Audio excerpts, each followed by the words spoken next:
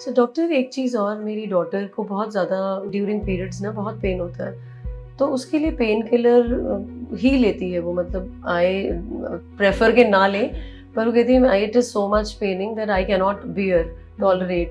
तो कितना टाइम तक, मतलब वो कितनी फ्रीक्वेंट ले सकती है पेन किलर, दिन में कितने ले सकती है, और क्या ये सेफ है या नहीं, तो ये भी प्लीज बताइए। तो पूजा, सबसे बड़ी बात कि अगर पीरियड्स का पेन है तो सहना क्यों है? मतलब हमारी प्रोडक्टिविटी खत्म होती है। अगर मेरा कल एग्जाम है तो मैं पेन किलर नहीं ले रही तो फिर मैं सारा दिन पड़ी हुई हूँ बेड पर और मैं एग्जाम के लिए तैयारी नहीं कर पा रही। तो जो और लड़कियां हैं या बॉयज हैं वो मेरे से आगे निकल जाएंगे। So this is not practical at all. अगर आपकी बच्ची को पेन है, आप दर्द का सहना ना सिखाइए, उसको दर्द कम करने की दवा दीजिए। So yes, it's absolutely safe to take pain killer medicine during periods. और आपको क्या लगता है जो इतनी एथलेटिक गर्ल्स हैं, चाहे वो बड़ी बड़ी हमारी एथलीट्स हैं इंडिया की नेशनल लेवल की, वो क्या पेन किलर नहीं लेती होंगी? क्या वो उस दिन टूर्नामेंट कैंसिल कर देते हैं कि आज मेरे पीरियड हो रहे हैं, आज मेरा टूर्नामेंट नहीं है? नहीं तो 5 days 3 times पेन किलर। हाँ, तो ऐसा होता है कि 5 days में सबसे ज्यादा पेन 2 दिन होता है। किसी को फर्स्ट 2 days होता है, किसी को सेकंड और थर्ड डे होता है। ठीक है, तो हमें वो फ्रीक्वेंसी जो 3 बार दिन में है वो सिर्फ वो 2 ही दिन लेने की जरूरत पड़ती है।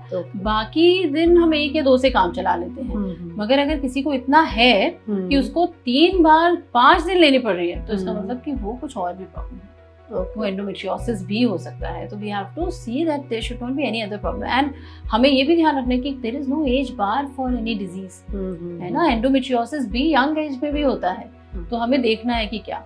और पेन किलर में क्या है कि कौन सी पेन किलर लेना चाहिए। So there are so many pain killer. आपको डॉक्टर के पास जाना है, सब सेफ है। अगर आपकी बच्ची को कोई ऐसी बीमारी नहीं है कि वो पेन किलर हम नहीं ऑफर कर सकते, तो आप ले सकते हैं पेन किलर, है ना। वो whatever your doctor suggest, thrice a day, twice a day, it's absolutely safe. Okay, and for some reasons जिन लोगों को पेन किलर से नहीं आराम मिलता पूजा, हम लोग उनको ओरल कॉन्सेप्टिव पिल्स भी देते हैं।